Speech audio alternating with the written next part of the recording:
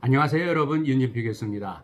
지난번에 제가 예고해드린 대로 오늘부터 저는 동남아시아 10개 나라의 최근 정치 경제적인 특징이 과연 무엇인지를 정리해드리는 그런 순서를 시작을 하겠습니다. 동남아시아 10개 나라를 한번 어떤 순서로 할 것이냐라고 하는 기준을 말씀을 드리면은요.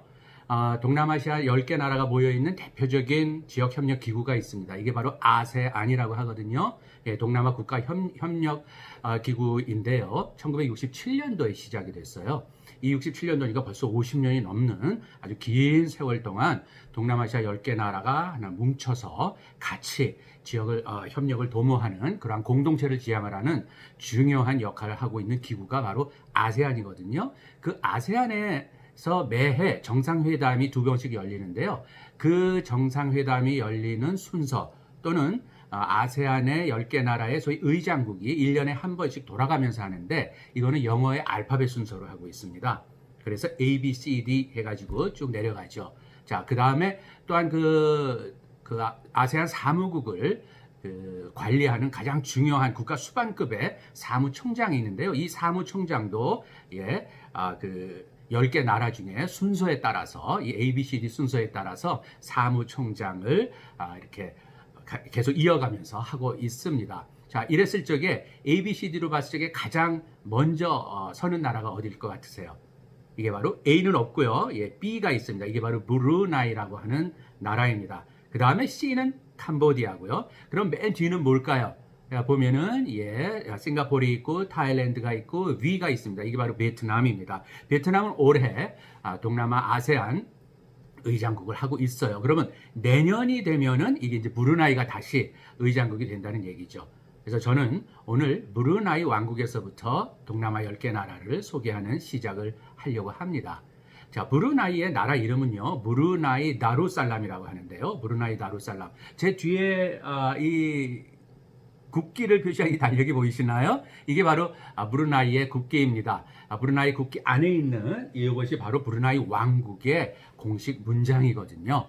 예, 그럼 말씀드렸듯이 브루나이는 브루나이 다루살람, 다루살람이라고 하는 건 평화의 집이라는 의미고요. 브루나이 왕국이라고 하는 그러한 나라 이름을 가지고 있습니다.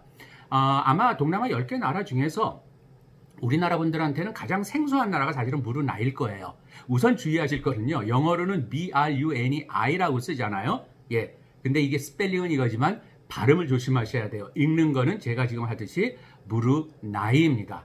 그래서 이런 브루나이를 발음을 하실 적에는 브루네이라고 발음을 하시면 안 되고요. 브루나이라고 하는 것을 정확히 알고 말씀을 해주시면 좋을 것 같아요. 그래서 이건 브루나이입니다. 브루나이 왕국인데요. 동남아시아 나라 중에서 이 브루나이라는 이름은요. 어떻게 보면은 우리한테는 생소하지만 동남아 나라 중에서는 가장 오랜 역사를 가지고 있는 나라 이름입니다. 그리고 정통 이슬람 왕국이고요. 브루나이 왕국은 서양 세력이 본격적으로 들어오기 전인 한 16세기 정도까지만 하더라도 이 브루나이 지역뿐 아니고 그 더 넓은 범위를 통치하던 강력한 해상 왕국이었어요. 이것이 결국 그 뒤에 들어오는 포르투갈이라든지 스페인이라든지 또는 네덜란드, 영국 등등에 의해서 19세기에 대해서는 이게 완전히 영국 식민지가 되고 말았죠.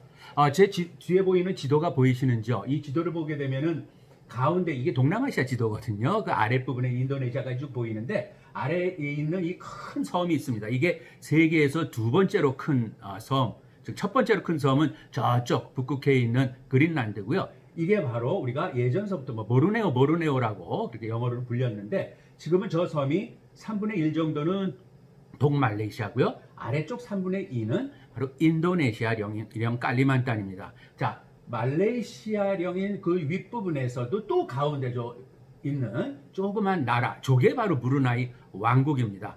브루나이 왕국의 크기는 우리나라로 치게 되면 한 경상남북도 정도를 합친 크기입니다. 인구는 한 40만 명 되고요. 그러니까 아주 소규모 국가이죠. 이 나라가 19세기까지는 영국 식민지였다가 1984년도에 공식적으로 독립을 합니다. 동남아 나라 중에서 가장 늦게 독립을 한 나라로 되는 것이죠. 그리고 독립하자마자 말씀드린 아세안에 또한 동시 공식 가입을 합니다. 자, 그런데 현재 뭐 아세안 사무총장도 현지 사무총장은 브루나이 전 외교장관이 지금 맡고 있습니다. 자, 브루나이를 생각을 할 적에 여러분들께서 기억해 두셔야 될 키워드가 있는데요. 딱 두 개만 기억하고 계시면 됩니다. 이게 바로 술탄 하산 알 볼키아고요. 두 번째가 석유입니다. 예, 석유입니다.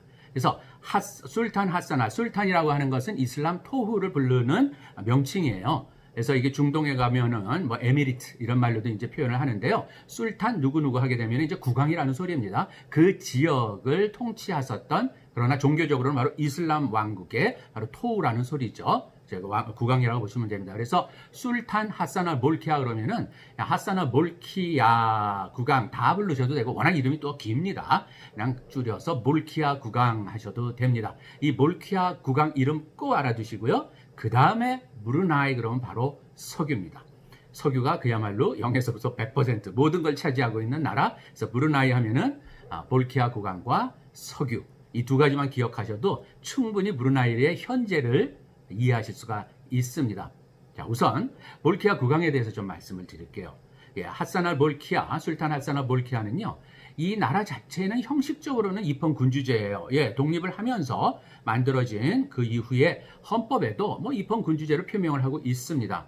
그러나 중요한 것이, 이것이 뭐 군주를 가지고 있는 동남아시아의 태국이라든지 또는 말레이시아라든지 또는 우리가 알고 있는 영국이나 일본 등등 이런 나라들이 가지고 있는 형식적인 국가 수반으로서의 입헌 군주제인 것이 문서상으로는, 헌법상으로는 그렇게 되어 있지만 실제적으로는 이 모든 것이 하산 알 볼키아 국왕에게 집중되어 있습니다. 국가에서 가지고 있는 모든 수입들, 그 다음에 국가의 소유의 외환 보유고들은요, 바로 하산 알 볼키아 술탄의 개인 재산입니다. 그리고 국가 예산이라든지 또는 국가 지출 부분도 술탄이 계획하고 또 술탄이 집행하는 그러한 나라입니다. 한마디로 얘기해서 형식적으로는 군주제, 입헌 군주제지만 내용적으로는 전제 군주제라고 하는 것이죠. 이 전제 군주제는요, 사실 인류의 정치 역사로 봤을 적에는 가장 오래된 정치 체제입니다. 즉 왕이 모든 것을 독점하고 있는, 권력을 독점하고 있는 그런 체제를 얘기를 하는 것이죠. 그래서 우리 인류 역사상 가장 오래된 정치 체제가 바로 지금 현재 동남아시아에서는 브루나이가 그걸 가지고 있다고 보시면 돼요. 어떻게 보면은 현대판 조선시대를 살고 있는 나라라고 보시면 딱 맞습니다. 그리고 이 나라를 통치하는 기본적인 틀은요, 바로 이슬람입니다. 즉 종교적인 교리에 의해서 통치되고 있는 나라. 그래서 이슬람 율법과, 그러니까 꾸란, 그러니까 이슬람의 경전인 꾸란과 관련된 이슬람 율법, 이걸 샤리아라고 하거든요. 이 샤리아에 의해서 국가를 통치하는, 즉 정교 일치를 주장하고 그걸 실행하고 있는 나라가 바로 브루나이입니다. 이걸 저희 정치학계에서는 신정주의 국가라고 부릅니다. 영어로 테오크라시라고 하는데요. 즉 종교와 정치를 같이 놓고, 예, 매우 밀접한 정도가 아니고 그냥 종교 속에서 정치를 하고 정치와 종교는 뗄래야 뗄 수 없는 그러한 통치를 하고 있는 시스템을 우리는 신정주의 국가라고 하는데, 바로 브루나이가 여기에 해당을 합니다.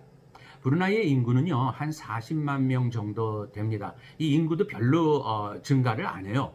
40만 명 정도 중에서도 한 5만 명 정도는 예전부터 거기 들어와 살고 있었던 동남아시아의 그 중국인들, 화인들로 구성이 되는데요.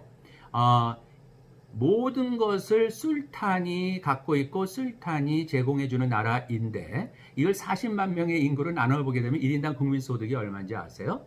동남아시아에서 가장 1인당 국민소득이 월등하게 높은 나라는 싱가포르입니다. 나중에 말씀드릴 나라인데요. 그 2위에 해당, 1인당 국민소득으로 봐서는 소득 수준이 3만 5천 달러가 넘습니다. 연 3만 5천 달러. 우리나라 1인당 국민소득보다도 많습니다. 예, 인구는 40만 명이지만, 자, 그런데 중요한 것은 이 모든 것을 다 술탄이 쥐고 있고 술탄이 제공해주는 그러한 경제라고 하는 것이죠. 술탄 하산 알 볼키아는요, 40만 명의 국민들에게 어떻게 보면은 국민이라기보다는 제가 보기에는요, 바로 전제군주제라고 그러지 않았어요? 하나의 백성들이라고 저는 생각을 해요. 전통적으로. 예, 21세기판 조선시대라면은, 즉 국왕 밑에 모든 국민은 시민이 아니고요. 어떻게 보면 신하들이죠. 백성들이죠. 그래서 술탄은요, 이러한 40만 국민들에게 교육에서부터 그 다음에 복지라든지 뭐 주택 문제라든지 기타 뭐 외국에 유학 가고 싶으면 유학 비용까지도 대주는 바로 그러한 정말 자비로우신 현대판 전제 군주십니다. 부러우시죠? 제가 만약에 브루나이 국민이라면은 그야말로 여러분 세금 없습니다. 예, 브루나이에서는 술탄이 다 모든 걸 제공해 주는 나라인데 예, 세금 없습니다. 즉 모든 것은 왕이 부여해 주시는 그 은혜에 의해서 살고 있는 나라가 브루나이라고 보시면 됩니다. 예, 어떻게 보면은 뭐 특별한 경쟁도 없고요. 또 하고 싶은 거 있으면은 국왕이 알아서 또 다 또 제공을 해 주고요. 하니까 참 부러운 점도 좀 많이 있습니다. 특별하죠? 예, 좀 특이하죠? 예, 자, 이러한 하산 알 몰키아 국왕은요, 형식적으로 물론 국왕입니다. 예, 실질적으로 전제 군주인데요. 정치적, 통치적으로 보게 되면은 국무총리. 예, 여기도 일종의 뭐 의원 내각제 같은 그런 시스템을 가지고 있거든요. 총리를 갖고 있고요. 그 다음에 국방장관. 그 다음에 여러분, 내무부 장관, 재무장관. 즉, 모든 중요한 행정의 장관직은 다 갖고 있는 사람이 술탄 하산 알 몰키아예요. 그래서 모든 중요한 정부 요직은 본인이 그냥 다 갖고 있습니다. 그래서 제가 브루나이 하면은 그냥 술탄 하산 알 몰키아 국왕만 먼저 생각하시라고 한 얘기가 바로 이겁니다. 브루나이에도요, 입법부라든지 또는 사법부라든지 뭐 법관들이 존재합니다. 그러나 이거는 형식적인 존재입니다. 모든 입법, 사법, 행정에 그 필요한 자리들은요, 다 국왕이 마치 신하처럼 임명을 하는 자리들이에요. 그러니까 정말 절대적인 전제 군주로서의 위치를 가지고 있는 사람이 바로 몰키아 국왕입니다. 정당이 있긴 있어요. 예, 정당이 이름은 있는데 이 정당조차도 상당히 유명무실합니다. 그 다음에 이러한 하산 알 몰키아의 어떻게 보면은 권력을 지탱해주는 현실적인 힘은 어디에 두고 있느냐? 이게 바로 인구 40만 중에 무려 5만 명 정도가 공무원들이에요. 이 공무원에는 물론 입법, 사법, 행정의 그런 공무원 포함을 해서 경찰이라든지 군인들이 여기다 포함이 됩니다. 즉 40만 인구를 5만 명의 소위 친위 세력으로서 딱 카바하고 있는 절대적인 군주제를 가지고 있는 나라가 브루나이다라고 하는 얘기죠. 브루나이의 군대를 얘기할 적에 특이한 점이 하나가 있어요. 그걸 말씀드릴게요. 브루나이가 원래 영국에 쭉 식민지로 있다가 1984년도에 독립을 했거든요. 그런데 독립을 하면서 나갈 적에 영국이 가지고 있었던 하나의 외인 부대 같은 게 있습니다. 이게 바로 굴카 대대인데요. 굴카 대대, 한 800여 명의 굴카 대대가 아직도 그냥 남아 있습니다. 이 굴카 대대는요, 굉장히 유명한 어떤 전투력을 또는 그런 역사를 가지고 있는 나라의 그런 부대인데요. 네팔 있지 않습니까? 인도 북부의 네팔 출신의 사람들, 네팔 용병들로 구성된 그런 나라가, 그런 군대가, 죄송합니다. 그런 군대가 바로 굴카 대대인데요. 굴카 대대의 지휘는 영국군이 하고 있고요. 장교가 용병으로서 네팔 사람들을 데리고 있는 것이죠. 이 굴카 대대가 여전히 독립 이후에도 일개 대대는 브루나이 왕실을 지키는 대대로서 남아 있습니다. 어떻게 보면은 든든한 하산 알 몰키아를 지켜주는 든든한 백업 세력이라고 보시면 됩니다. 영국 식민지 역사가 남아있는 아주 뚜렷한 증거라고 볼 수가 있겠죠.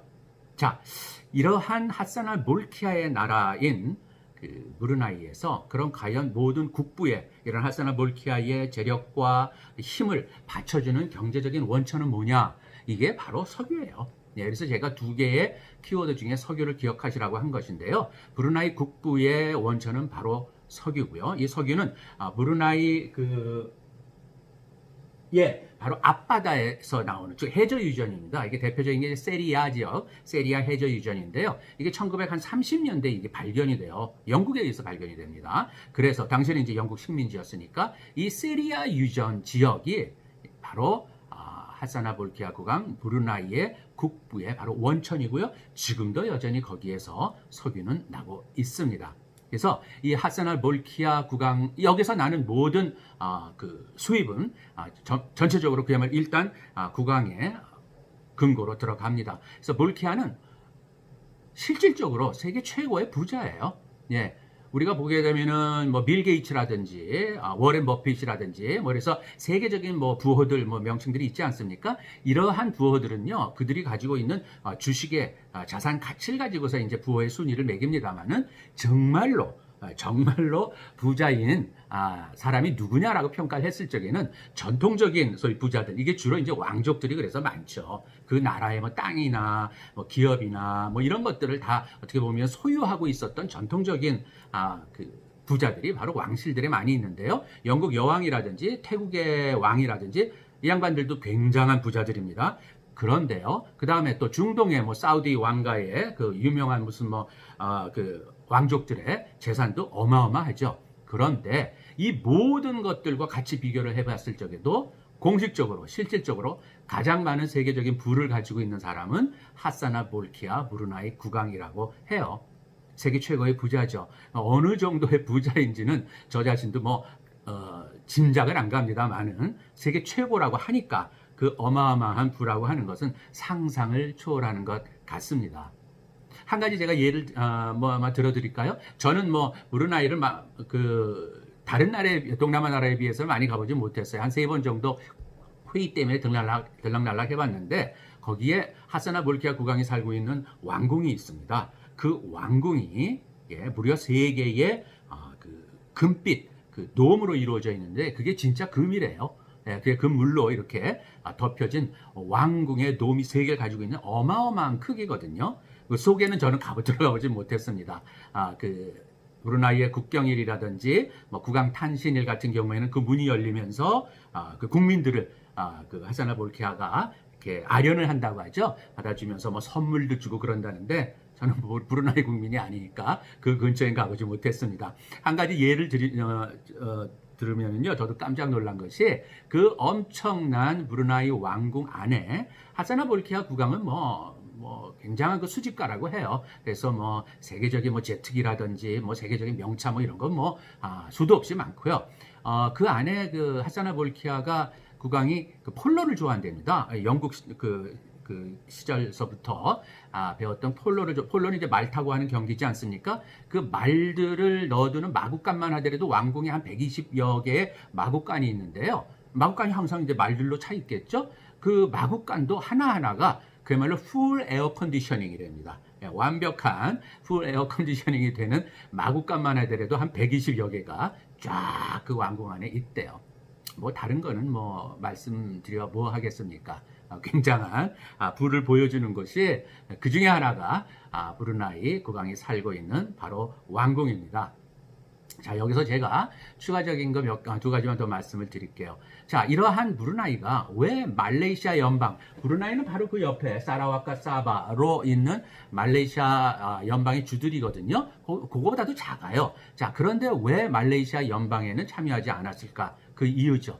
이것도 또한 이게 바로 유전입니다. 즉, 이미 1930년대 유전이 발견되고 거기에서부터 큰 부가 만들어지던 것을 보았던 영국이 늦게 1984년도 가장 늦게 영국이 동남아에서 발을 빼면서 독립도 시켜준 이유가 바로 이 유전에 대한 이권이 워낙 달콤했기 때문이고요. 그 유전이요. 어떻게 보면은 고갈이 된다면은 브루나이 왕국도 어쩔 수 없이 옆에 있는 같은 말레이계 나라이기 때문에 말레이시아 연방에 참여할 수는 있겠죠. 참여할 수는 있겠지만 신유전이 계속 발견되고 있어요. 이게 브루나이로 봐서 행인지 불행인지는 나중에 우리가 더 지켜봐야 되겠지만 신유전이 세리아 유전 근처에서도 계속 발견이 되기 때문에 아직까지는 그렇게 달콤한 유전의 매력이 브루나이로 하여금 말레이시아 연방에 참여하는 하나의 주가 되기에는 독립국가로 남아있는 것이 훨씬 이득이라고 하는 것이죠. 자, 여기에서 문제는요, 이러한 원유에 대한 의존이 너무나 큰 브루나이이기 때문에 브루나이는 다른 제조업이 없습니다. 브루나이에는 어떤 특별히 브루나이 경제를 먹여 살릴 만한 다른 재원이 없어요. 이 오로지 유전입니다. 그 다음에 가스고요, 천연가스고. 그래서 이 세계적인 원유 수요가 그러나 요즘 보면 현실적으로 많이 좀 감퇴하고 있죠. 수요가 줄어들고 있고 또 가격도 굉장히 출렁거리면서 가격도 많이 또 하락하는 편입니다. 이런 소위 세계 경제 동향, 외부적인 요인에 의해서 브루나이의 경제는 그때그때마다 굉장히 큰 충격을 받는다고 하는 것이죠. 경제 구조를 다양화할 수 있는 그러한 체질이 아니기 때문에 이런 구조적인 문제에서 오는 너무 과도한 90%의 수입이 다 석유에서 나오는 거거든요. 그러니까 이런 과도한 석유 의존의 경제가 가지고 있는 이런 구조적 문제가 브루나이가 안고 있는 근본의 문제이고, 이 문제를 푸는 것이 하사나 볼키아 국왕의 과제라고 저는 생각을 해요. 자, 마지막입니다. 싱가포르와의 관계를 말씀 안 드릴 수가 없습니다. 싱가포르는 인구 550만 명에, 싱가포르는 뭐 국토 크기로 봐서도 서울보다도 오히려 좀 작은 그러한 섬나라잖아요. 자, 동남아시아 10개 나라 중에 가장 면적으로 봤을 때 소규모의 나라는 싱가포르가 브루나이예요. 어떤 면에서 보면 싱가포르가 브루나이가 무슨 관계가 있을까 싶지만은, 싱가포르가 브루나이는 작은 소국으로서 가지고 있는 일종의 동병상련 같은 그러한 관계를 가지고 있습니다. 두 나라는요, 이미 독립을 하고, 싱가포르가 브루나이 사이에서는 어떤 경제적인 그런 협정을 맺어놓고 있어요. 특히 통화협정이 있는데요. 여러분, 브루나이의 통화도 달러입니다. 그래서 이걸 브루나이 달러라고 하고요. 싱가포르 같은 경우는 싱가포르 달러, 생달러라고 우리가 불러요. 둘 다 명칭은 달러인데요. 보시면은 한번 오늘 찾아보세요. 싱가포르 달러의 환율하고요, 브루나이 달러의 환율은 거의 1대1입니다. 즉 거의 같이 움직인다라고 하는 것이에요. 브루나이 왕실 술탄의 금고지기 역할을, 금융 허브 역할을 하고 있는 싱가포르이 대신해주고 있다고 보시면 되는 겁니다. 그래서 싱가포르의 달러는, 브루나이의 달러는 싱가포르 달러와 1대1로 연계되어 있다라고 하는 거 모르셨죠? 알아두시면 좋습니다. 그만큼 브루나이와 싱가포르의 경제적인 관계는 매우 밀접하고요. 이것이 두 나라 간의 경제적인 유대를 통해서 어떻게 보면 상생하려고 하는 소규모 나라의 하나의 상생술이 아닌가, 저는 또 그런 생각을 합니다.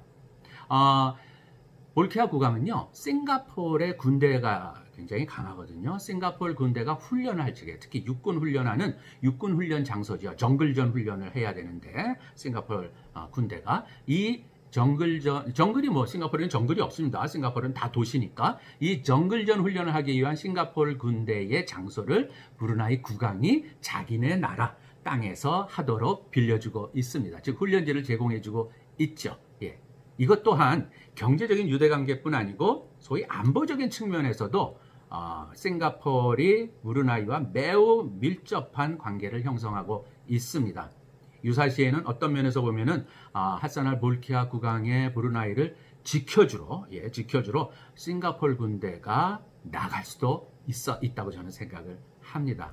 그만큼 안보 문제에 있어서까지도 브루나이는 싱가포르가 매우 밀접한 관계를 유지하고 있다라고 하는 것을 이번 기회에 꼭 한번 알아두시면 좋을 것 같습니다.